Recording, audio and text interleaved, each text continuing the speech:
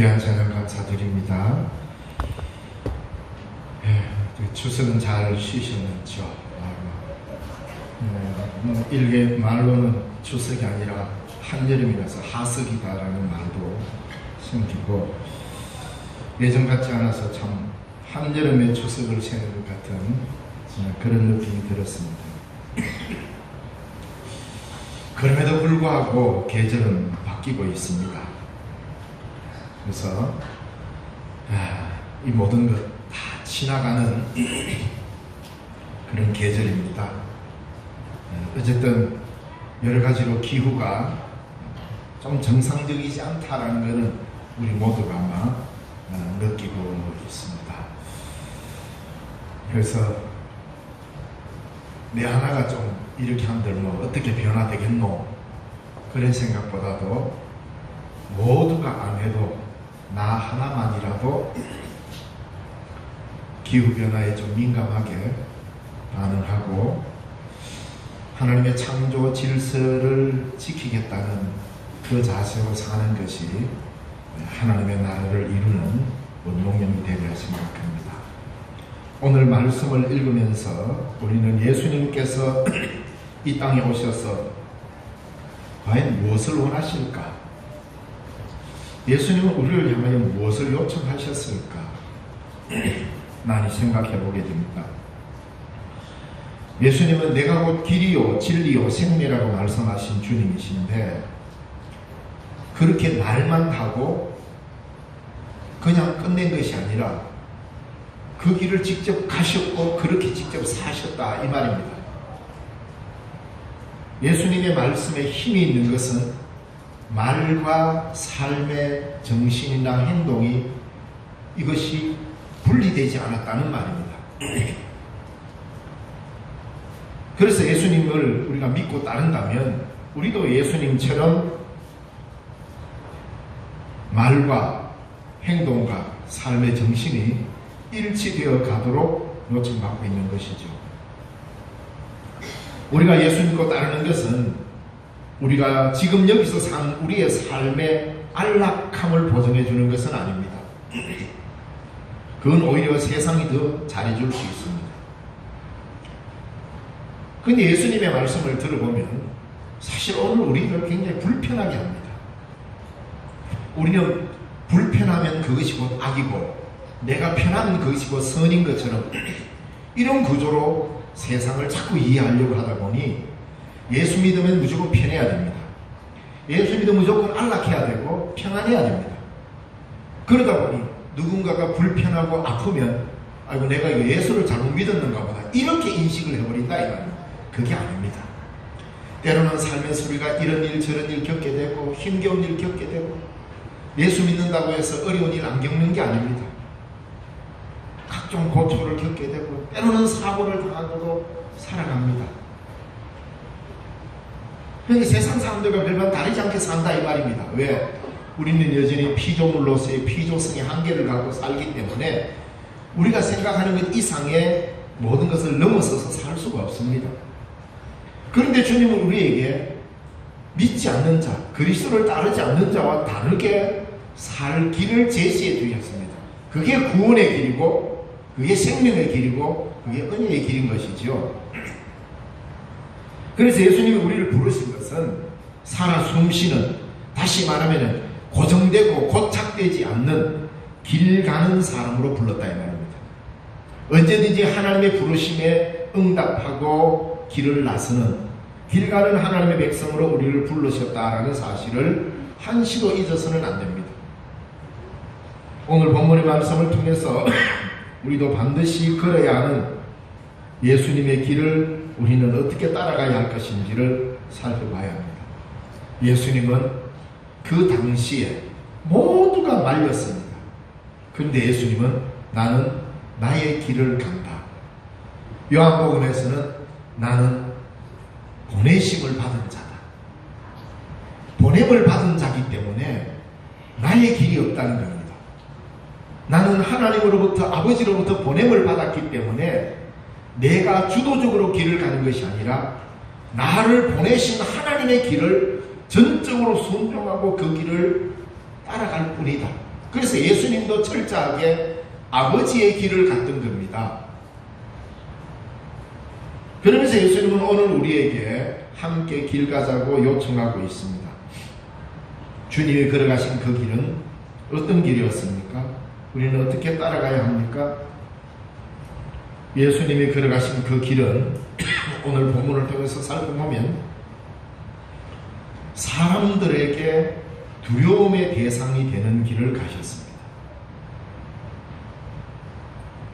예수님은 제자들과 다니면서 사람들에게 두려움의 대상이 되는 길을 갔다 그러니까 예수님이 제자들과 함께 문신도 좀 적당히 새기고 어부 생활을 했으니까 근육자랑 좀 하는 조직 폭력배처럼 공포를 조장하는 분으로 제자들과 함께 몰려다녔다 이런 의미가 아닙니다. 예수님의 활동은 그 당시 최고의 권력자들에게 두려움을 안겨주었습니다. 바리새인이 예수님께 와서는 이곳을 떠나시오. 헤롯이 당신을 죽이고자 합니다. 라고 했습니다. 그때 주님은 죽음을 두려워하지 않는 사람, 그에게 죽이겠다는 위협으로 과연 겁줄 수 있을까? 여우는 결코 사자를 겁주지 못합니다. 그래서 예수님은 저 여우에게 가서 말해라. 예수님은 자기를 죽이겠다고 겁박하는 헤롯을 향하여 여우라고 표현했습니다. 가만히 보면 누가 겁을 내는지를 알 수 있습니다. 예수님을 겁박하면서 겁주려고 했던 헤롯, 그가 오히려 두려워하고 있다 이 말입니다. 정작 누가 겁을 먹고 있습니까? 그래서 오늘 본문에 보면은 두 사람의 부류가 나오는데 하나는 헤롯이고 하나는 바리새인입니다. 그 당시에 권력으로서는 최고의 위치에 있는 사람이 헤롯 왕입니다. 그리고 그 당시에 종교적으로 가장 모든 사람들로부터 칭송을 받고 있는 사람이 바리새인입니다. 바로 그 당시에 최고의 권력자인 왕과 종교적으로나 삶에 있어서 최고 대우를 받는 바리새인, 이들이 모두 예수님을 두려워했다 이 말입니다. 그래서 먼저는 이 헤롯 왕이 두려워하게 됩니다. 왕의 자리에 앉아 있지만 그는 서슬푸른 진리의 외침 앞에 뭔가 캥기는 게 있기에 예수님 앞에서 두려워하고 있는 것입니다. 오늘 본문에 등장하는 이 헤롯은 예수님이 탄생할 때에 당시에 유아들을 학살했던 헤롯 대왕의 아들이 헤롯 안티파스입니다. 그러니까 헤롯 가문에 성경에 보면 헤롯이 여럿이 나오는데 다 다른 왕입니다. 예수님이 탄생할 때는 헤롯 대왕입니다. 그가 로마에 가서 돈을 주고 왕의 자리를 사가옵니다. 그래서 로마 황제가 그럼 네가 거기 가서 왕해라 해서 많은 돈을 주고 사가왔어요. 그 비유가 복음서에도 나옵니다. 어떤 귀인이 자기 자리를 사기 위해서 떠나는 그 장면을 비유로도 설명했는데, 이 헤롯 대왕이 죽고 그 다음에 아들이 왕이 된 게 이 갈릴리의 분봉왕이라고 그러죠. 헤롯 안티파스가 갈릴리 지역의 영주로 자리를 잡게 됩니다. 그래서 오늘 본문에 나온 이 헤롯은 헤롯 대왕이 아니고 그 왕의 아들인 헤롯 안티파스입니다. 이는 갈릴리 지방 영주가 되어서 이 헤롯 안티파스는 그 유명한 세례 요한을 못 배워 죽입니다. 왜 그랬느냐? 이 헤롯 안티파스는 굉장히 교활합니다. 그는 그의 동생을 암살했습니다. 그의 동생을 암살하고 그의 동생의 아내인 헤로디아를 빼앗아서 자기 아내로 삼았습니다. 그러니까 이 일이 일어나는 것을 세례요한 같은 사람을 보고 가만히 있겠습니까? 그래서 세례요한이 직격을 합니다. 당신이 행한 일은 옳지 않습니다라고. 그 당시에 어느 누구도 헤롯이 이런 짓을 하는 데에 반대한 사람이 없었습니다. 왕이 하는 일이니까. 속으로는 불편했을지 모르지만 겉으로는 왕이요. 두루두루 잘하십니다. 괜찮습니다. 뭐 왕이니까 그럴 수도 있죠. 적당하게 애들로 되면서 다들 왕의 만세를 외치고 뭔가 떨어지는 고물이 있는가 싶어서 이 헤롯 안티파스에게 손을 비비는 그때에 하나님의 선지자로서 세례요한만큼은 정면에다 대놓고 당신이 하는 일은 옳지 않습니다. 마가복음 6장 18절에 보면은 그 기록이 생생하게 나와 있습니다. 그러니까 아니 감히 누가 나한테 이런 말을 하느냐는 거죠. 그런데 죽음도 두려워하지 않으면서 거기다 대고 직격을 하면서 동생의 아내를 취한다는 것은 옳지 않소. 당신은 옳지 않은 일을 했소 라고 정면에다가 반박을 합니다. 그러니 내심 불편합니다. 그러니까 동시에 불편합니다. 헤롯도 불편하고 아내된 헤로디아도 불편합니다. 그래서 결국은 세례요한이 헤로디아의 모함과 헤롯의 결단에 의해서 목이 나릅니다. 마태복음 14장 2절을 보면 이 헤롯이 요한과 예수님을 얼마나 두려워했는지를 알 수 있습니다. 폭력과 공포로 무서움에 떨게 하는 왕을 진리와 정의로 하나님의 능력으로 두렵게 만드는 것이 예언자적 전통에 써 있는 하나님의 교회 모습이어야 합니다. 세례 요한과 예수님은 헤롯 왕을 두렵게 만들었습니다. 무엇으로? 똑같은 권력과 힘으로, 폭력으로가 아니라 진리와 정의로, 평화로, 예언자적 메시지로 그를 두렵게 만들었던 겁니다. 이것이 오늘날 우리 교회가 취해야 될 소중한 자산인 것입니다. 교회가 예언자적 사명을 잊어버리면 세상의 권력에 빌붙어서 우리도 똑같이 두루두루 평안하십시오 하고 손비비기 바쁠 겁니다. 그래서 우리는 성경이 뭐라고 이야기하는가, 성경에서 예언자들이 어떻게 살았는가를 면밀히 검토해 봐야 합니다. 예수님께서는 이 길을 가셨습니다. 그래서 헤롯은 예수님을 굉장히 두려워했습니다. 아니 내가 요한을 죽였는데 또 요한 같은 게 나타났단 말인가? 이런 두려운 말입니다. 헤롯을 두렵게 만들었던 것은 헤롯보다 더 큰 권력이 아니라 하나님의 말씀을 삶의 길로 지키는 예언자적 정신을 살아있게 했던 진리와 정의와 생명과 평화의 힘이라는 것을 우리는 알아야 합니다. 이것이 예수님이 걸으셨던 길이고 이것이 오늘 우리 교회가 가져야 될 힘인 것입니다. 교회의 힘은 어디서 나옵니까? 우람한 건물에서 나옵니까?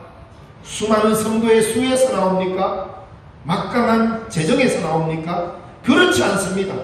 교회의 생명의 근원은 예언자적 정신에서부터 출발합니다. 이 힘을 잃어버리면 교회는 세상으로부터 난도질 당하기 시작합니다. 아무리 크고 우람해도 세상 사람들이 교회를 바라볼 때 하나의 표로밖에 보지 않습니다. 진리의 보고요, 평화의 전당이요, 정의의 자리라는 것을 그렇게 보지 못하면 교회를 이용하게 됩니다. 교회를 두려워하는 것이 아니라 세상을, 교회를 이용하게 됩니다. 그들에게 이용당하고 싶습니까? 교회가? 그건 우리의 책임입니다. 예수님이 걸어가셨던 정의와 사랑과 평화의 길, 생명의 길, 은혜의 길, 부활의 길을 우리가 바라보고 그 길을 꿋꿋이 가야만이 교회는 교회로서의 힘을 가질 수가 있게 되는 것입니다. 그런데 둘째로 예수님을 두려워했던 사람 중에 바리새인들이 있습니다. 이 바리새인들은 그 당시에 가장 존경받는 그룹입니다. 이 바리새인들은 특정한 종교적 의무를 감당하는 종교인이 아닙니다. 바리새인은 그 당시에 평민입니다. 평신도라 이 말입니다. 제사장이나 이렇게 되는 계열이 아니고 성경에 하도 많이 나오니까 바리새인이 뭐 대단한 지위를 가지고 있는 것처럼 그게 아니라 하나의 분파입니다. 분파로서 평민입니다. 그런데 이들은 삶이 굉장히 독특했습니다.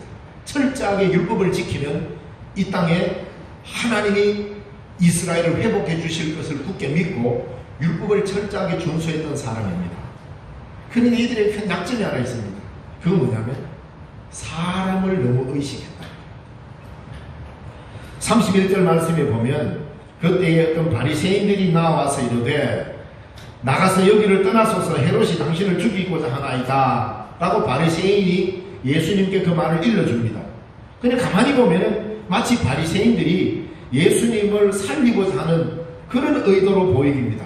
마치 예수님을 보호하고 위하는 것처럼 보이지만 실상은 그렇지 않습니다. 왜냐하면 복음서 전반에 걸쳐서 살펴보면 바리새인들은 매우 종교적으로 위선적으로 살아가고 있었습니다. 왜 이런 말을 했을까요? 헤롯이 당신을 죽이려고 합니다. 빨리 길을 떠나 있어. 매우 위하는 것 같고 편드는 것 같지만 여기에는 또 다른 의도가 숨어 있습니다. 예수님께서 갈릴리 지역에서 능력을 행하고 수많은 병자를 고치고 기적을 행하니 그 인기가 하늘을 찌릅니다. 그러니 그 인기가 예수님에게로 기울어졌습니다. 예수님이 오기 전까지만 하더라도 모든 인기는 바리새인들이 독차지했습니다. 사실. 왜냐하면 시장거기에서 긴 옷 입고 두 팔 걸려서 오 하나님 하고 막 목소리도 그장해서 기도하고 성전어기에서도 기도하고 시장 길목통에서도 손들고 기도하고 길 가다가도 서서 기도하고 이런 사람들이 어떻게 저렇게 경건하게 살까? 어떻게 저렇게 참 믿음 좋은 삶을 살까? 사람들이 모두 우러러보잖아. 근데 그거를 책망하는 사람은 아무도 없는데 유독 예수님만 야 이것들아 정신 차리라. 기도하려면 골방에 들어가라. 이래 이야기합니다. 사람에게 보이려고 굳이 하지 마라. 오른손에 하는 일을 왼손이 모르게 해라. 뭐 이렇게 책망하니까 얼마나 열받겠습니까? 그런데다가 하나 더 더해가지고 기적을 일으키니 이거는 부인할 수 없는 사실이고 모든 백성들의 인기가 예수님에게로 쏠려가니 방법이 하나밖에 없지요. 자기가 사는 지역에서 쫓아내는 겁니다. 그래서 31절에 살인의 위협을 빌려서 예수님을 자신들의 영역 밖으로 내쫓으려는 의도가 있다 이 말입니다. 그러니 왕으로서의 권력을 가지고 자기 마음대로 생활하다가 정의 앞에 두려워하는 왕이나 바리새인들 인기가 남에게로 넘어가니까 그 인기가 빼앗김에 의해서 두려워해서 예수님을 내보내려고 하는 거예요. 우리에게 많은 것을 생각하게 합니다. 예수님께서는 인기를 얻으려고 이 땅에 오신 분이 아닙니다. 예수님은 이 땅에 와서 자신들의 팬들을 만든 게 아니었단 말입니다. 자신의 팬을 확보하는 게 아니라 제자들을 부르셨습니다. 자신의 길을 함께 걸어갈 제자를 불렀다 이 말입니다. 여러분은 예수님의 팬입니까? 제자입니까?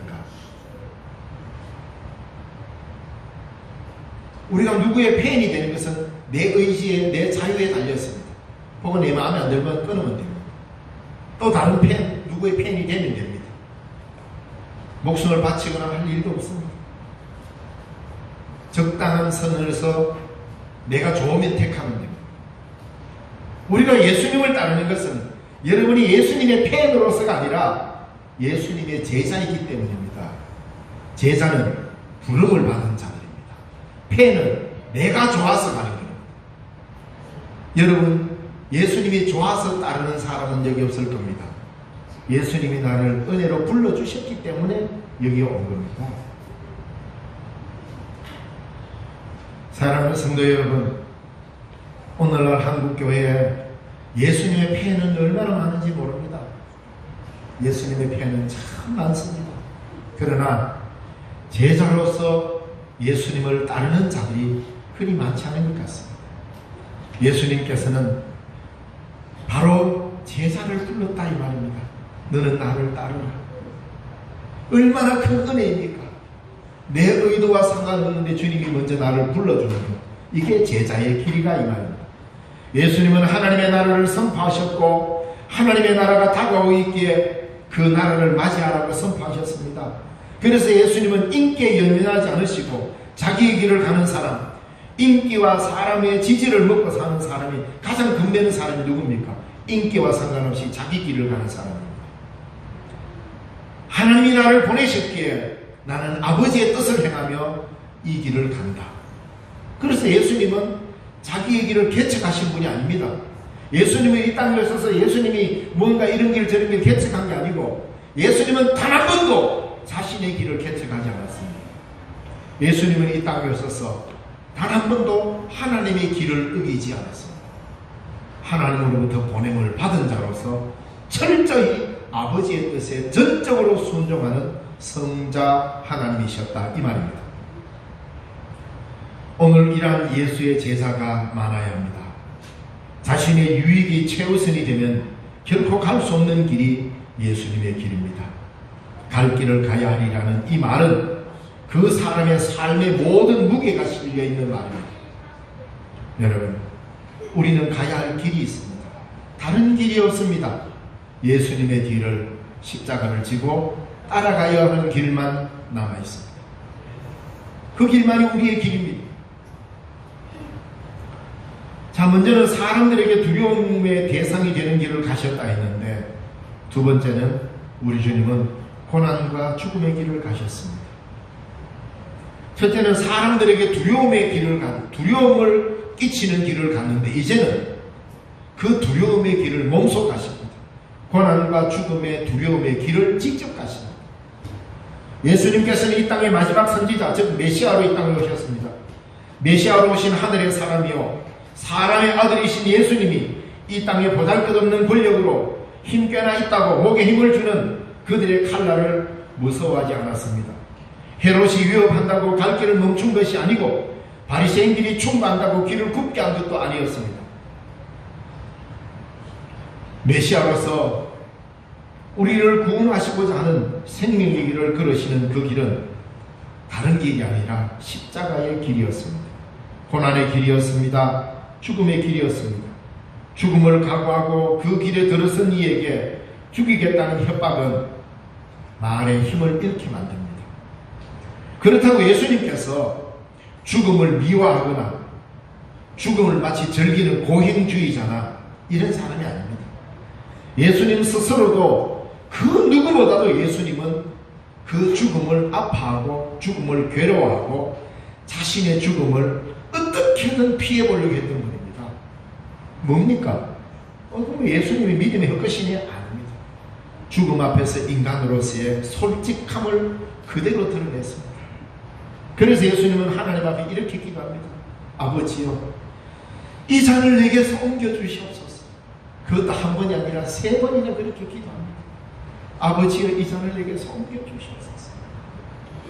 이거 안 마시고 만약에 내가 인간을 구원할 길이 있다면 그거 하면 안 되겠습니까? 우리 예수님은 자신의 감정을 숨기지 않으시고 너무나도 솔직하게 하나님 앞에 이 죽음의 괴로움을 드러냈습니다. 이 잔을 내게서 옮겨주시옵소서. 이거 안 마시고 다른 방법으로도 하나님 구원할 길이 없습니까? 하나님이 대답하지 않았습니다. 그 말은 뭡니까? 인간을 구원하는 길은 생명을 바치지 않으면 안 된다라는 겁니다. 생명을 바치지 않고 생명을 건지는 일은 없다는 말입니다. 그래서 하나님은 침묵하셨습니다. 그래서 예수님은 알았습니다. 내 목숨을 걸지 않고는 사람들의 목숨을 건질 수 없고, 할만하시거든 아버지 이 잔을 내게서 옮기시옵소서. 결국은 아버지의 뜻을 깊이 깨달았습니다. 그래서 예수님께서 이 잔을 내게서 옮기시옵소서 하다가 무엇을 이야기합니까? 내 원대로 마옵시오. 아버지의 원대로 되기를 원하나이다. 이게 예수님께서 하나님의 뜻에 절대 복종했던 마지막 기도입니다. 하나님의 뜻만이라면 자신의 목숨을 내놓겠다는 거 아니에요.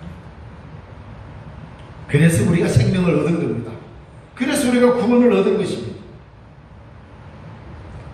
인간의 죽음을 몸소 겪으시면서 우리를 살리시려고 고난을 피하지 않으셨습니다.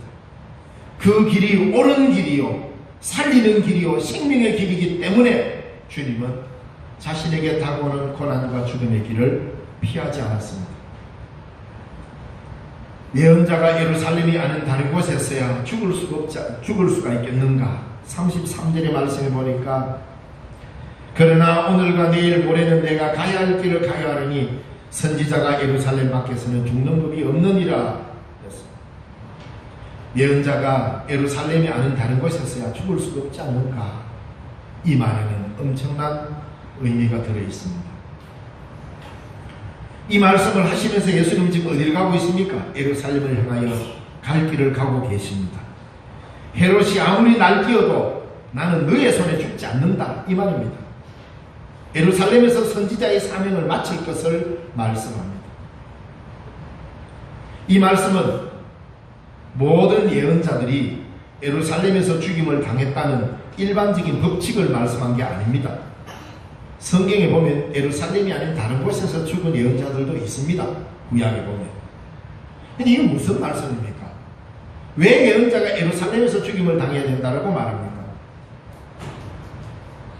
이 말씀은 오히려 예루살렘이라고 하는 그 도성이 어떤 도성입니까? 평화의 도시요, 성전의 도시요, 하나님의 성전에 제사가 드려지는 도시로서 모든 이스라엘 사람들이 명절이 되면 찾아가서 자기의 정체성을 찾는 그러한 도시가 아닙니까? 그런데 그 도시가 지금 그 일들을 감당해내느냐는 말입니다. 그래서 이 예루살렘은 평화의 도시가 아니라 의의 길을 굽게 하는 불의의 도시로, 선지자를 돌로 치는 도시로 규정되고 있습니다. 그래서 예루살렘이 예언자들을 죽이기 때문에 예언자로서 예수님 역시 거기서 죽을 수밖에 없다라는 그 메시지를 남기는 것입니다. 누구든지 자기가 끝까지 가야 할 길을 굽히지 않고 그 길을 끝까지 간다면 내가 어디서 죽을지를 알게 될 것입니다.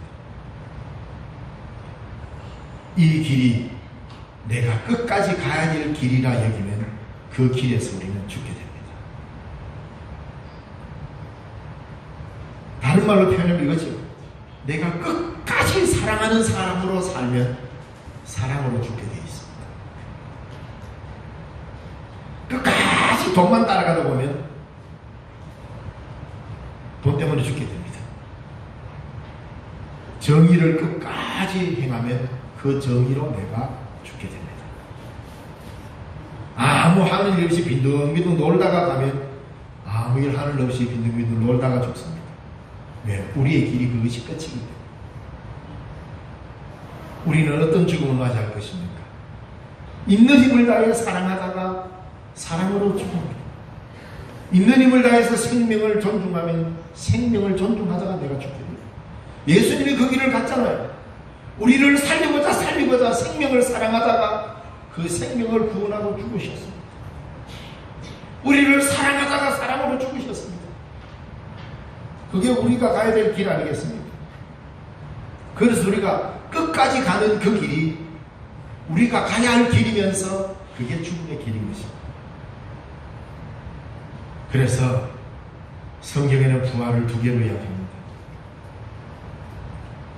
영생을 사는 자는 영생의 부활로 나올 것이죠. 정죄의 부활도 있습니다. 어떤 부활을 우리가 원합니까? 생명의 부활로, 사랑의 부활로, 은혜의 부활로 가야 안 되겠습니까? 그러면 이 길을 끝까지 가야 한다 이 말입니다. 주님께서는 선지자로서의 그 길을, 예언자로서의 그 길을 사람들의 위협이 있다고 꺾지 않았습니다. 오늘과 내일 모레 계속해서 내 길을 가야 한다고 했습니다. 오늘과 내일 모레, 이 말은 어떤 의미입니까? 짧은 제한된 시간을 나타내는 히브리식 방식의 표현입니다.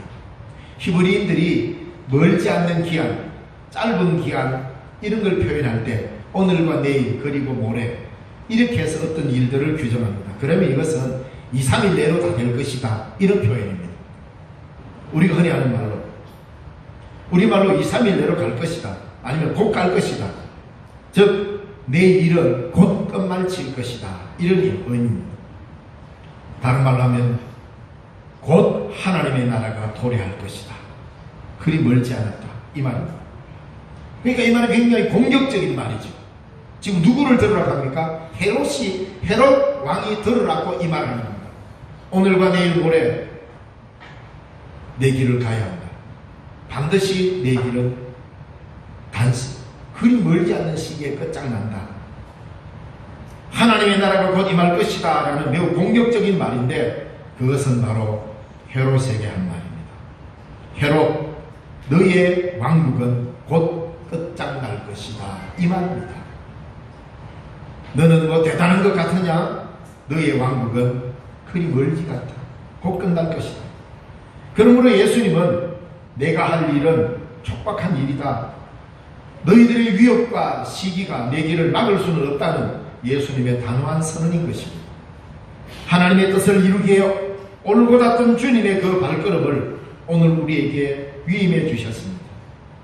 이 시대의 헤롯과 바리새인들의 틈에서 예수님과 함께 길을 가자고, 그리하여 하나님의 나라를 이룸을 통해 헤롯과 바리새인의 왕국을 끝장내고 암탉이 병아리를 품듯이 하나님의 말씀의 품에 안기는 세상을 만들고자 지금 우리에게 같이 길을 가자고 요청하고 있는 것입니다.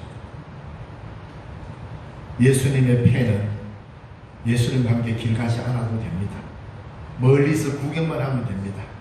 기적을 일으키는 박수 한번 쳐주고, 병자를 고치는 환호성도 좀 질러주고, 와 대단하다 할 수 있으면 됩니다. 그러나 제자는 다릅니다.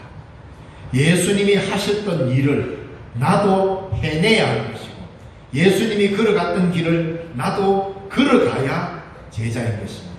그래서 예수님은 제자에게 자신의 권능을 입혀주셨습니다.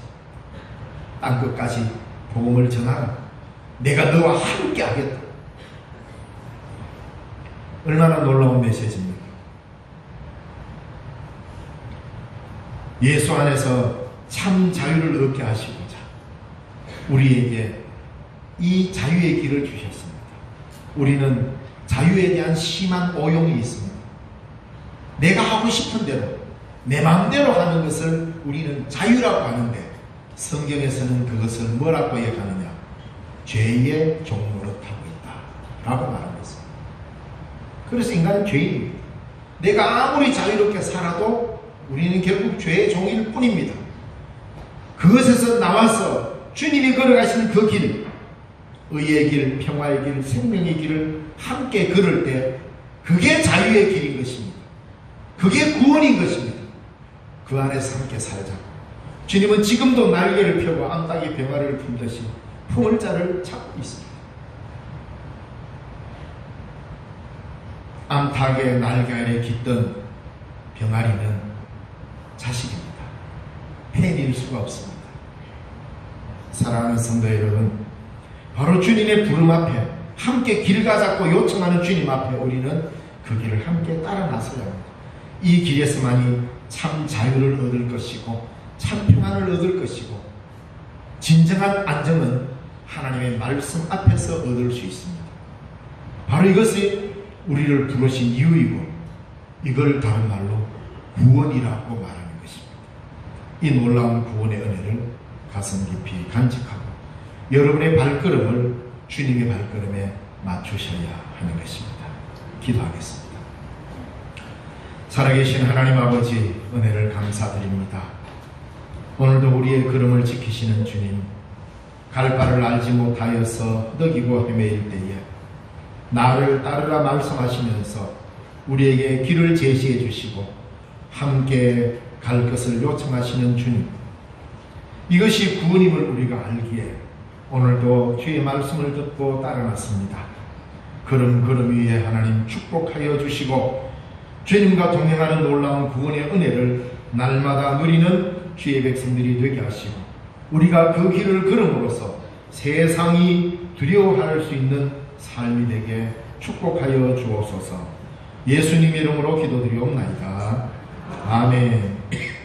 찬송가 323장